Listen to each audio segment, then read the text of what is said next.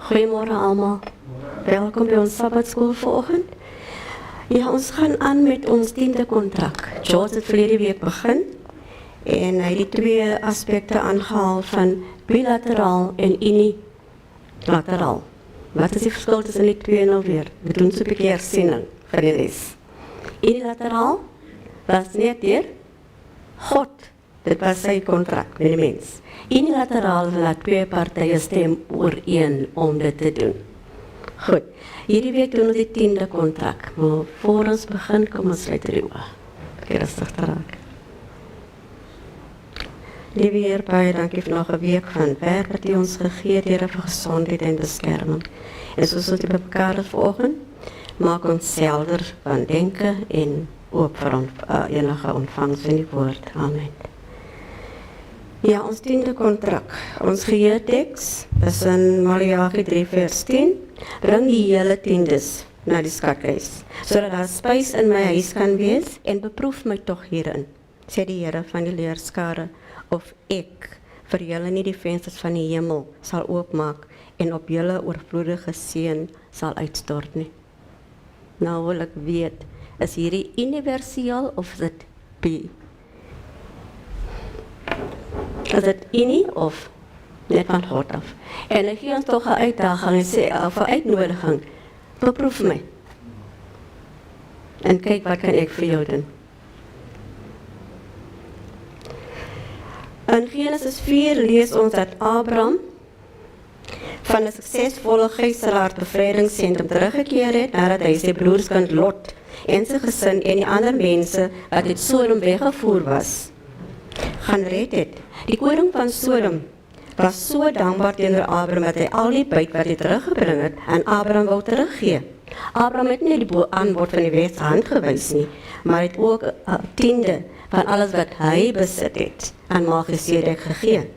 Onmiddellik na Abraham se tiende betaling ondervinding het die Here in 'n gesig aan hom gesê: Vrees nie, Abraham, ek is vir jou 'n skuld en jou loon is baie groot.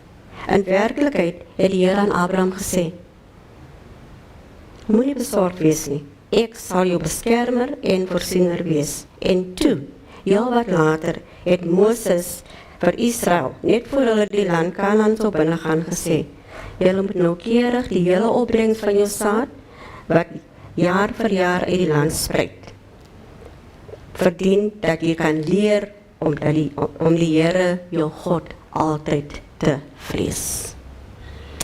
Ellen G. White het geskryf: Daar was van die mens self so lang gelede as in Adam se tyd verwag om gawes vir godsdienstige doeleindes te gee, voordat die bepaalde sisteem aan Moses bekend was. Nou, wat beteken dit hierdie alles vir ons vandag? Is dit nog steeds van toepassing? Ja.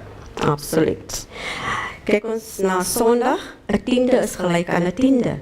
Nou woordeboeke bedefinieer die woord tiende as 1/10 deel van iets, of 10%. Hierdie definisie word heel waarskynlik van die Bybelse verhaal afgelei. Tiendebetaling beteken doodeenvoudig om 10% van jou inkomste of die finansiële groei aan God te gee.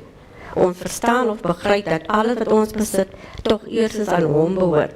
Die tiendebetalingswet wat aan Israel by die berg Sinai gegee is, dui daarop dat die tiende heilig is en aan God behoort. God vra net 10%. Ons offergawes moet afsonderlik en addisioneel gegee word om ons dankbaarheid te toon. Die tiende is die minimum betuiging van ons Christelike toewyding. Nergens in die Bybel vind ons enige aanduiding dat God se deel minder as 'n tiende is nie. Kom ons kyk na Genesis 14 vers 18 tot 20. Om te kyk wat was Abraham se reaksie toe hy Melchisedek ontmoet het. 14, 18 tot 20. Waar is dit nou? En Melchisedek, die koning van Salem, wat 'n priester van God, die Allerhoogste was, het brood en wyn gebring. En het hom geseën en gesê: Geseënd is Abraham deur God, die Allerhoogste, die skepper van hemel en aarde. 19 tot 20, ja. 19 tot 20. Is dit? Kyk ek reg? Ja, 18 tot 20, skus.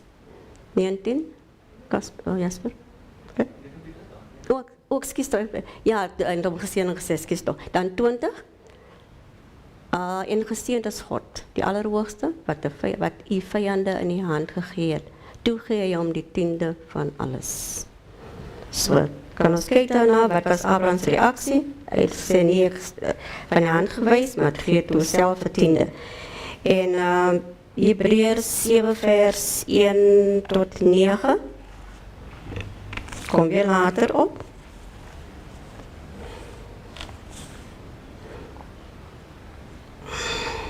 Tot 9.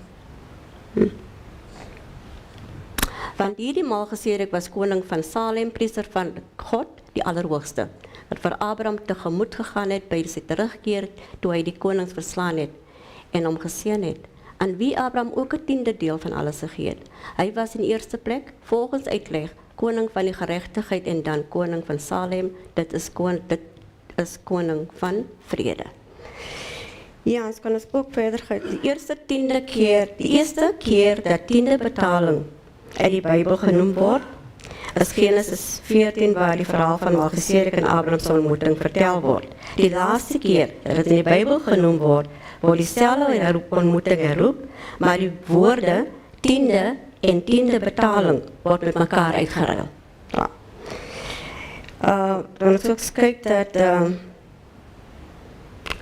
in Genesis 28, 13, 14, ons kyk daarna, kan ons kyk na wat het God beloof om vir Jakob te doen en hoe het Jakob daarteenoor God reageer.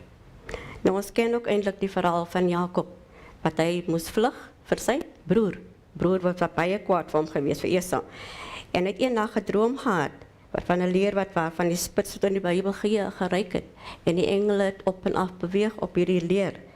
En aan die spits van die leer het die Here gestaan, en het met hom gepraat. En kom ons kyk dan na die skrifgedeelte. 28. Dit. Tot 13 en 14. En kyk, die Here het bo aan hom gestaan en gesê, ek is die Here, die God van jou vader Abraham en die God van Isak. Die land waar jy op lê en slaap, sal ek aan jou gee, aan jou en jou nageslag gee. En jou nageslag sal wees soos die stof van die aarde. Nou aan wie het die Here ook hierdie woorde gegee? Vir Abraham. Ja. En jy sal uitbrei na die weste en die ooste en na die noorde en suide, en in jou en jou nageslag sal al die geslagte van die aarde geseën word.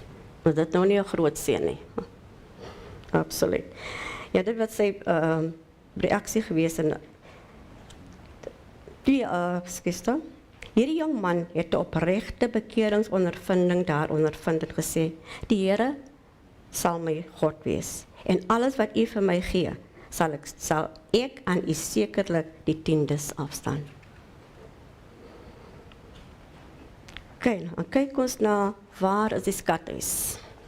Vandag vir ons, moderne tyd nou. Waar is die skathuis? Waarheen moet die 10des gebring word? Namrod. I've got a concern here that we find that tithe is it for those who actually know God or for non-believers also? What am I saying? I'm saying there was a challenge sometime, one of our pastors was challenged by a church that is remitting tickets other than tithe. They challenged our pastor to come and teach tithe in the church. And we had a very serious controversy in the church of saying, where are they taking the tithe to? Because tithe belongs to God. Now, is tithe a responsibility of non-believers or everybody else? Or if I want to rephrase it, can we teach tithe to non-believers? And if they are tithing, to whom are they tithing? Okay. Anybody who can comment on that? George? I would just comment that the New Testament does not teach tithing. The tithing comes from the Old Testament. It's not taught in the New Testament. However, the New Testament does say that we should give generously. So by that token, if I have a lot of money, a lot, I say that then I'm legally correct if I give 10% of my money to the church. So I've justified myself legally, but that's not good enough because the word says you must give generously. So if I've got so many millions of rands, but I'm satisfying myself legally by giving only 10% of that, then I've justified myself legally, but I haven't justified myself morally, because the word says you must give generously, which goes right past the 10%. Okay. Nog iemand wil bijdragen? Ah, zo.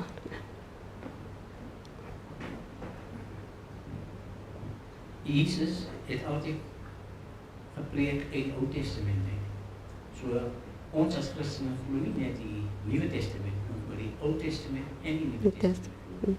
En as die Here vir ons geseën het en ons gee ons tiendes en anders sal hulle sien en dan sal hulle vra. Dit moet gegee word aan die Here. Ek dink nog voordat ek ook Adventist geword het ek my tiendes uitgehaal en het gegee. En die Here sal ons sien as ons dit doen. Dankie. Oké, daarachter.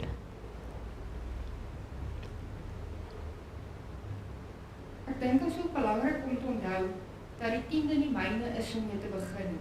Dit is God se. So as ek dit nie gee nie, dan steel ek van God. Ja, En my offergawe is my dankbare hart, wat ek besluit hoeveel van dit gaan ek vir God gee om dankie te sê vir wat hy vir my gee. Namrat, does that answer your question in any way? Not yet. I'll get to that one. Ja, ek het presies gesê wat ek eintlik wou sê. Jy gee 'n tiende, jy vra net 'n tiende. En as jy nie daai tiende gee nie, gaan jy nie uitkom vir die maand nie. Jy voel nie gelukkig nie. En dit het ek nou self ondervind, nie? Maar die res is 'n offergawe. Ons moet 'n offergawe ook gee. Okay.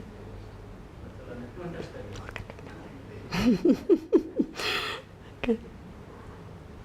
Myron, ekskuus wil jy deel wat ek gedoen het? Iets anders.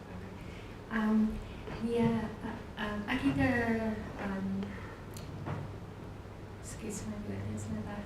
Ek het iemand gehoor praat wat 'n YouTube kanaal het en wat ook oor die sanctuary praat en aan die einde gewoonlik dan doen hulle 'n oproep en vra vir fondse en so. En in steede dat hy vir fondse vir homself gevra het, het hy vir die mense gesê, daar waar jy is, jou gemeente, jou sinagoge, jou kerk, wat die kerk jy ook al in belang, waar jy belang, gee vir hulle. En as jy nie in 'n kerk belang nie, gee vir jou gemeenskap, kyk uit vir mense waar jy kan help. Ek het gedink, dis nogal mooi. Dan kan mense ook die boodskap makliker ontvang. God laat dit hier gebeur. Myron? I think Claire has answered. It's partly, Yeah, maybe it's the whole not. thing. I'm not quite sure, but of course we can teach unbelievers about tithe and offering. Because they need to understand that everything belongs to God. Whatever they do belongs to God. And teach them how to bring a tithe back to God. And where do they bring it? Well, I guess they can decide where they're going to bring it. But usually you bring it to a church organization or whatever to help them to spread the gospel and tell them what the money is going to be used for. Yeah. You know, things like that so that they can learn as well. I think that's what, I don't know if that's what you were asking. Yeah. Okay. So it is applicable to each and everybody. Yeah, I thought as much. Yeah. It's like the 10 Commandments. Yeah. They apply to everybody else. Though in this new age, it becomes a little bit complex. It is. Because here's a person who's teaching fallacy. Mm. You give him time to perpetuate his fallacy. That's the whole thing. But now it challenges us as individuals Yeah. that let's do our part. Let's return, because the Bible says it's God's responsibility. It's God's money. Yeah, it's our We- responsibility. That's why it doesn't say we pay it, it says we return it. Mm. That's the whole thing. Okay. But when it comes to that, we've got to teach them just as we teach them the Ten Commandments. That's it, yeah, it's very controversial actually. Yeah. It can become controversial. Is it only Christians that want blessings? I'm sure they want blessings as Or well. each and every one. So Mm. you are trusting in God to bless you. Mhm. So yes, I want blessings. Okay. Yes, ek dink dit is belangrik ook om te onthou. Daar is baie konflik in die kerk oor die algemeen en baie mense, ek het al met baie mense gesprekke gehad wat hulle sê ek voel nie gemaklik noodwendig om my tiende vir die kerk te gee, hoe weet ek Waarheen gaan dit, ja. bestuur dit reg of wat ook al dit nou mag wees. En dan vra hulle, kan ek my tiende dalk vir iemand gee wat ek sien in nood is. En ek voel God het gesê, Bring dit terug, kerk ja. toe. So dis nie ons verantwoordelikheid om te kyk, okay, hoe daai of daai net bestuur, ons verantwoordelikheid is gee sy God, gee ons geld, ons Terug, geld kom terug. terug. En God sal rekenskap eis van die mense wat met dit werk. Ja. Okay. Tiff.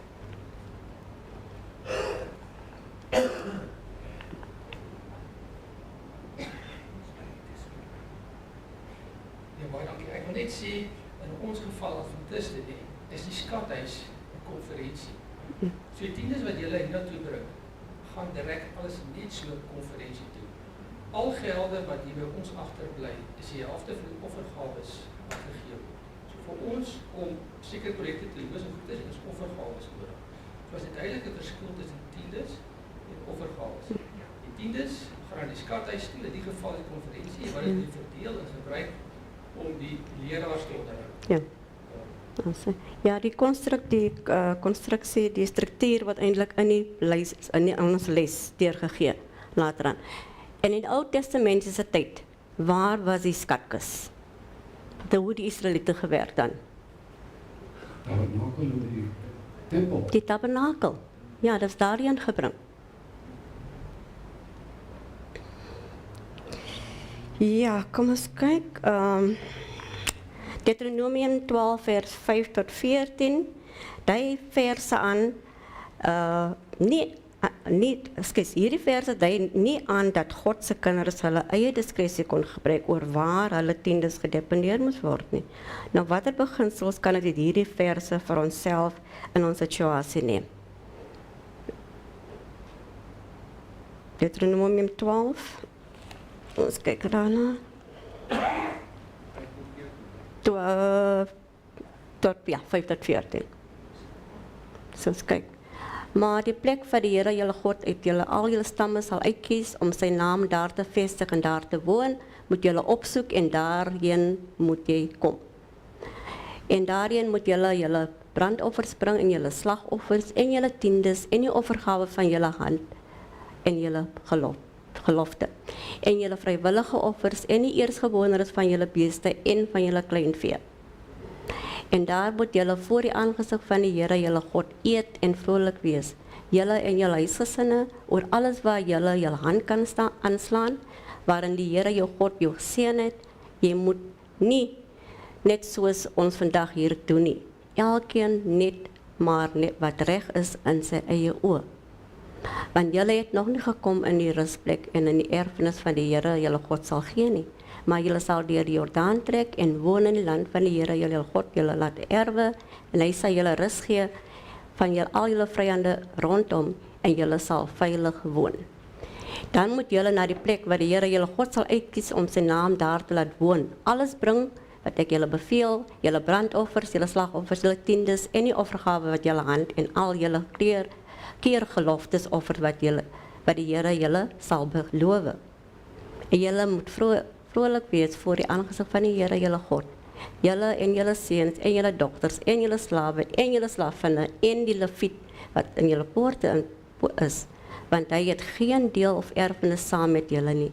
Neem jy jou in ag dat jy jou brandoffer nie bring en op elke plek wat jy sien nie, maar op die plek waar die Here in een van jou stamme sal uitkies. Daar moet jy jou brandoffers bring en daar alles doen wat ek jou beveel. Goed, dit was dan in Deuteronomium geweest. En hoe is het van toepassing bij ons vandaag? Dit was een duidelijke instructie geweest in Deuteronomium wat om te doen voor die volk. En soos dit ook nou uitgestip daar so. Daar is 'n vaste struktuur hoe ons tiendes vandag bedryf word deur die Sewende Dag Adventiste Kerk.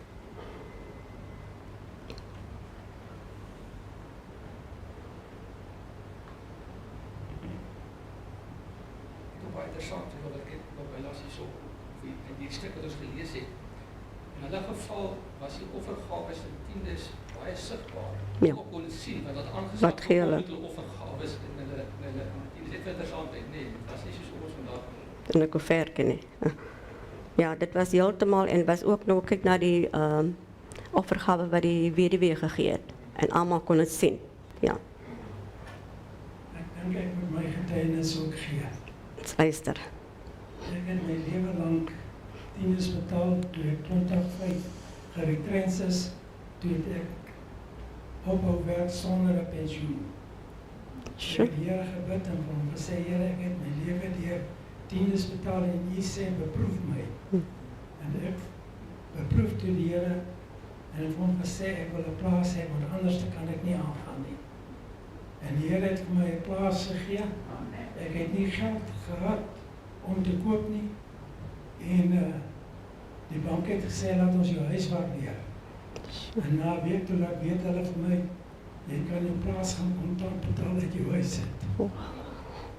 En die Here het my so geseën, uit seëninge wat agterna gekom het ek weer ontvang wat die plaas gekos het. Ja, as ek toch 'n getuienis vra, ek dink daar sal baie gebeur. Okay, Leslie.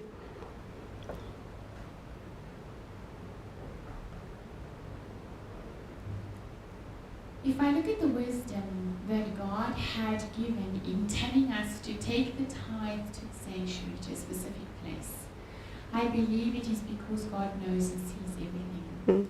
If you take a look at some of our other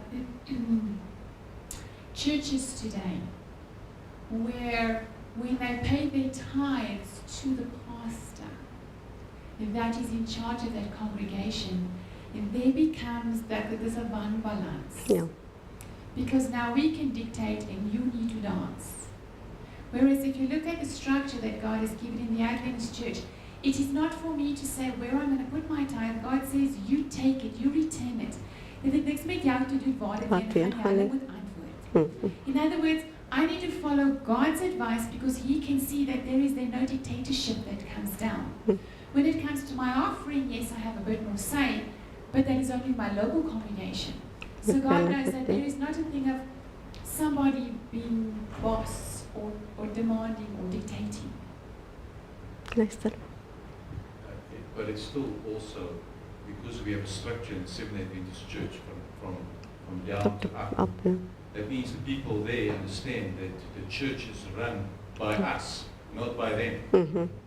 So many people don't understand this is not a papal system that we are working with. So if the tithe are not used for the proper purpose, we should stand up and question it, talk to the conference, are you with me? And people need to be out of their place and somebody else needs to be returned into their place if there's a misuse of tithe and offering. We sometimes miss that point as well. Then the next thing is that I want to ask the question, who are the priests and the Levites? Because I have a little bit of a different usually think the priests and the Levites are, and I'll tell you why if you can find some answers. Okay. Namrod.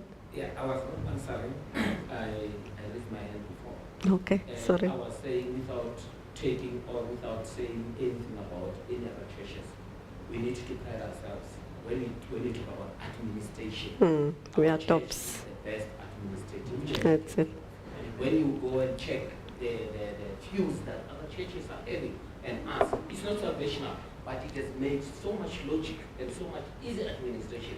We just really cannot falter there. We just have to stick to the basics. Church is fine in administration. We are, ja. Ek wil net iets eintlik deel met julle toe, Namrod nou praat van die kerk se bedryf van finansies. Ek en ag wat wat zijn Renet was ook gekies om te Sedavond toe te gaan met die jaarvergadering daar. En ons het al die finansiële state van die kerk in ons hande gehad. Elke gemeentelid wat daar was, het toegang gehad tot die kerk se finansies. So daar is deursigtigheid ook. En soos ek sê jou naam weer. Meiring sê ons het die reg om vrae te vra. En ons is deel daarvan.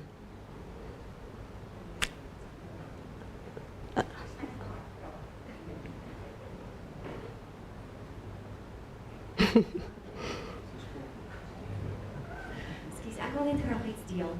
Voor ons Adventiste geword het, toe ons die Bybelstudies begin doen het en ons het baie vrae gehad. Ons was NG Kerk groot geword en ons nog altyd lief gewees vir Jesus. So dit was nogal soos die ouetjies wat uit die ander kerk uit oorkom.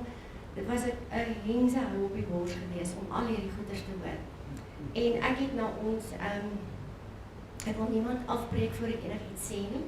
Dit was net vir my, en ek dink dit kan in vandag se tyd rondom die 10de betaling kan dit 'n verskriklike groot impak hê op mense se keuses. Want wat gebeur het is, ek is nou as hoofpredikant toe, hy het sy doktersgraad in teologie. So die man is geleerd. Wonderlike mens, goeie hart, lief vir die Here. En toe kom die vrou vra spesifiek oor die Sabbat. Toe vra ek vir hom, maar is dit waar? Toe sê hy vir my ja. Toe sê ek vir hom, maar waarom kan ons nie hierdie waarheid in ons gemeente bekendstel nie? En die volgende woorde het my hart gebreek. En sy woorde was, dit is 'n baie groot gemeente gewees. En hy het gesê, as slegs 50% van hierdie mense hoor wat is die waarheid, moet ons die kerk se deure sluit, want hulle gaan nie hulle tiende gee nie. So daardie realiteit is ongelukkig daar buite. So ons moet regtig intree vir die ander mense in die ander gemeente wat nie die waarheid weet. En mens moet vir hulle deur gebed, ek oordeel glad nie, maar daardie persoon is verantwoordelik vir al daai mense in die gemeente. En hy het 'n besluit geneem, 'n persoonlike besluit. Ek oordeel hom glad nie, my hart is intedeel baie seer oor dit wat hy besluit het. Mag die Here vir hom dit oopmaak dat hy dit vorentoe mag sien en mag die waarheid mag aanneem en mag regmaak voor die Here. Maar ek dink in baie gemeentes en in ander kerke mag dit ook die geval wees, soos Juanita ook gesê het, waar die monopolie besluit wat aangaan en dank die Here in ons kerk is dit nie so. So ek wou dit maar net deel dat ons iemand nie mag. Dankie Caroline. Ja, dit is. As lede van God se gesin wil ons sy wil verstaan en doen wat hy wil hê. Ons moet doen met ons tiende moet doen. Die verhaal in die Bybel leer dat God se volk 3 maal elke jaar tydens die Pasga, Pinkster en die fees van die insameling na Jerusalem moes reis om hulle tiendes en offergawes persoonlik aan God te bring en om te loof en te aanbid. Daarna het die Lewiete die tiendes sonder hulle broeders oor die hele land ekskuus tog, nou my plek vergeet. Ook die Lewiete het dan hulle deel oor die hele land versprei. En in ooreenstemming met hierdie Bybelse sentrale skatkisbeginsel het die 7de dag Adventiste die plaaslike konferensies, sendingstasies en unies van die kerke as skathuise namens die wêreldkerk aangestel, waarvan dan die kerkbedieninge betaal was. Om terug te kom na my ring toe, het net nou 'n vraag gevra van die Lewiete en die priesters. Wie is die priesters en wie die Lewiete? Nou, waarvoor was die Lewiete verantwoordelik geweest? Hulle was 'n besondere groep mense, uitverkies, verkorene groep. Wat moes hulle doen? Hulle het tempelbediening gedoen. Sien? Wat die priesters? Ja, enige help daar, voor ek antwoord? Maar was die priesters nie uit die Lewiete uit gewees nie? Ja, dat is hy. So hulle was 'n groep mense wat bedieninge moes gedoen het. So hulle moes die Here se werk doen. En hoe was hulle tiendes versprei? Wat was hulle inkomste? Hoe het hulle gewerk met die tiendes van die volk? Dit word genoem in die lesse mense. Wat het hulle gedoen? The priest got the tithe of the tithe that was given to Yeah, the Levites. that's it. So, to me, there's a principle, I think we sometimes miss this point, is that in the tribe of Levi, the priests were taken out of the tribe of Levi. Yeah. Right, so they were special assignment. They could get into the holy place and so forth, Yeah. the priest into the most holy place. And they were doing certain specific Tasks. tasks Yeah. in the sanctuary, while the Levites were almost like the common workers that helped just in the outer court of the sanctuary. You understand that Yeah. point? Yeah, yeah. So, if we have to equal it or explain it today, the priests are the pastors, okay? And the Levites are the other workers that support the pastors. It can be missionaries, Bible workers, whatever. It can also be pastors, Yeah. maybe assistant pastors, or whatever that may be. So sometimes we miss that there's others also that is part of the Levitical system today. We always think of Levitical, okay, this is just the pastors. It's not true. There are missionaries. When I was working for the conference here as a teacher in Sedaven, Yeah. you know, then I was as a missionary under the conference. So I was paid also the tithe and offering, Yeah. part of the tithe. Okay. So I was giving the salary. So missionaries, Bible workers, they're also part of the Levitical system of today. If you want to look at that. Okay. And then they must still give their tithe Yes. from that. Okay. Hulle moet steeds hulle tiende van daai gedeelte moet hulle nog teruggee aan die kerk. Okay. Ja, kyk, so dan sê ons vir die gerief van kerklede wat die tiendes na die plaaslike kerk as deel van hulle aanbiddings ondervinding gebring, alhoewel sommige verkies het om aanlyn betalings te doen. Die plaaslike tesourier stuur dan die tiendes na die konferensies skatkamers toe. Hierdie stelsel van tiende hantering, wat deur God uitgestippel en georden was, het die Sewende Adventiste Kerk in staat gestel om 'n wêreldwye en groeiende invloed in die wêreld te kon word. So dat is het nou. En dit is eintlik 'n struktuur wat net verduidelik was weer daarna. Nou, wat is die doel van tiende betaling? As ons kyk na Levitikus 27 vers 30, praat hulle daar van enige produkte. Dit was produkte in die Ou Testament, of het nou groente of vrugte was, dit was deel daarvan. En Numeri 18 vers 21 tot en 24. Kan het dit opkry? Numeri 18, 21 en 24. Dit waar God, wat is God se voorstelling wat met die tiendes gedoen word. Kyk, ek gee aan die kinders van Levi al die tiendes in Israel se as erfdeel vir hulle dienswerk wat hulle verrig, die dienswerk van die tent van samekoms. En die kinders van Israel moenie meer nader kom na die tent van samekoms om sonde op hulle te laai sodat hulle sterwe nie. 24 Want die tiendes van die Here van Israel wat hulle aan die Here as offergawe afgee, gee ek aan die Lewiete as u erfdeel. Daarom het ek aangaande hulle gesê, hulle moet onder die kinders van Israel geen erfdeel kry nie. So, vir ons in die hedendaagse tyd, tiendes word gebruik vir werk, deur zendelinge, enige projekte wat geloods word, en dan ook vir diegene wat werk in die Here se in diens van die Here staan. Omdat God die eienaar van alles is dit vanselfsprekend dat hy nie die geld nodig het nie, maar omdat die tiende syne is, sê hy aan ons wat daarbij moes gedoen word. En dit is om sy tiende vir die gebruik van evangeliebediening te gebruik, en so dan deur God se tiende in die behoeftes van die bedienaars van sy woord te voorsien. Die stam van Levi, God se woordbedienaars in die Ou Testament, het nie groot eiendomme soos die res van die stamme gehad nie. Levi het sekere stede ontvang, wat ook vrye stede ingesluit het, met net genoeg grond rond die stede vir hulle persoonlike tuine. Hulle was deur die tiendes van ander stamme onderhou, en hulle dan op hulle beurt tiende daaruit betaal. En in Handelinge is weer die boodskap hier, wat het te doen met die tiende betaling vraagstuk. In Handelinge 20 vers 35 sê dit vir ons, die gedagte daar is, dit is beter om te gee as om te ontvang. Tiende betaling is belangrijk, Tiff.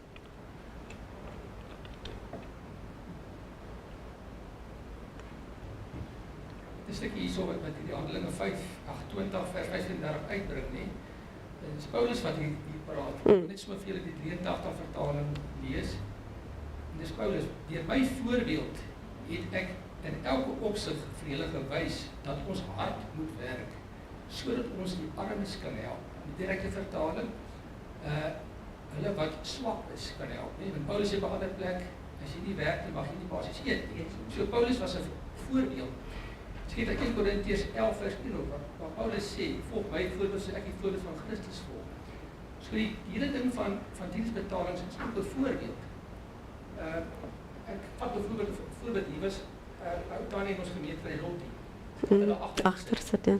Op daai stadium het ek die klank gedoen. So ek het altyd gesien, terwyl 'n boekie, as Sabbatskool boekie optel, was 'n boekie Volgeskryf. Volgeskryf. Dit is 'n voorbeeld. En daai voorbeeld het my aangesteek, want ek het gesien. En toe later toe word ek tesourier, en toe sien ek daai voorbeeld wat Na tiendes. in 'n boekie volg ook na tiende betaling. En ek wens ook vir almal wys wat het aan die Lottie betaal, wat het regtig hier gegee te verwag. Dit is allemaal baie goed voor. So ons voorbeeld is baie belangrijk. Elma? I've never had the courage to say what I'm saying now that I just wanted to. And I thought, God, I went to the kitchen and thought, get away here, but I'm going to do it. I'm going to throw a spanner into the works. Typical Elma. I believe with all my heart we must pay tithe. That I will never withhold from Christ. But the pyramid scheme I'm totally opposed to, because I feel our pastors should get treated with more. Sorry.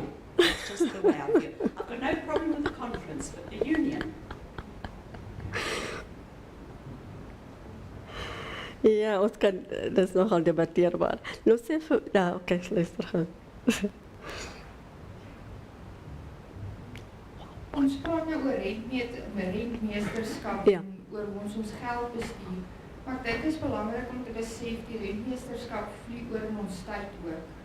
Hoe bestuur ons tyd? Ja. Is ons besig met die Here se werk? Kyk, die Here roep sommige van ons om aan 'n dorp te gaan of 'n ander land te gaan en ander van ons roep hy om by jou werk, by jou mense, daar's 'n voorbeeld van wat jy uitlewe te wys aan mense en ook hoeveel tyd bestee ons in God se woord. Ja, ons gee besig om tyd te hardloop, die laaste spreker daar. Okay. All that I can see is jy kan alles van jou kos of jou kar, jou huis. Maak nie saak jou eie liggaam, alles. Dit is God se en jy moet nou alles omsien. Alles in die totaal. Ja. Ja. Hy wil gehoorsame, ons moet gehoorsaam wees en ons moet betroubaar wees. Dit wat God van ons vra vir die tiendes. Nou, soos ons almal weet, 'n tiende betaling is jy werk aan jou verhouding met God. En dit is eintlik ook 'n daad van geloof. Jy gee alles vir hom en sê, daar, liewe Here, ek weet nie om uit te kom met hierdie geld hierdie maand nie, maar hier is my tiendes. En as ek weer eens vra nou vir getuies, sal mense sê, die Here het voorsien tot op die sent vir die bedrag wat ons gevra het. Jasper is 'n voorbeeld daarvan. Nee, ons hardloop nooit op tyd, ek net vir Jasper genoem as voorbeeld. Hy het dit een keer genoem in sy preek, dat tiende betaling is weer eens, is 'n geloofsdaad. Mag ek toch 'n groot getuienis aanvoer? Dan gaan ons moet afsluit. Maar klaar? Oké. Doen dit. Ek gaan nou net 'n voorbeeld gee van iets wat gebeur het. Dus die vrou het nooit haar tiendes gegee. En sy het altyd kort gewees, altyd drama gehad en alles en die man het sy tiende. En hy het nooit 'n tekort gehad nie en als ons Here gewees van Here, het voorsien Here het ons gesê hy maak sy hemelse vensters vir oop as jy dit doen. En sy sê as sy haar tiendes sou gee, sou sy nie geld hê vir die maand. Ja. En sy is toe uitgedaag om haar tiende te gee. Kom ons sê dit was R300 hoeveel ook al. En net die volgende week het haar baas haar ingeroep en sy het dankbaar verhoging gehad en hy het al presies die hoeveelheid tiende wat sy gegee het. in waarvolging gegee. Wow. So dit is nou maar net een voorbeeld Ja. en dit is absoluut so die Here sal jou sien as jy Hy sal, ja. jou dienaar. Okay. Ja, ons moet afsluit mense en ons kan weer eens sit dat ons vir die Here dat ons dit sê Here, U maak 'n het ons gee uitnodiging, bring, ek sal voorsien. Kom ons sluit die oë net. Die Here baie dankie dat ons vanoggend weer 'n les kon kry, Here, en uit die 10de betaling, Here, dit is eintlik 'n geloofstaat dat ons U sal vertrou en ons ook betroubare gehoorsame dienaars van U woord sal wees. Amen.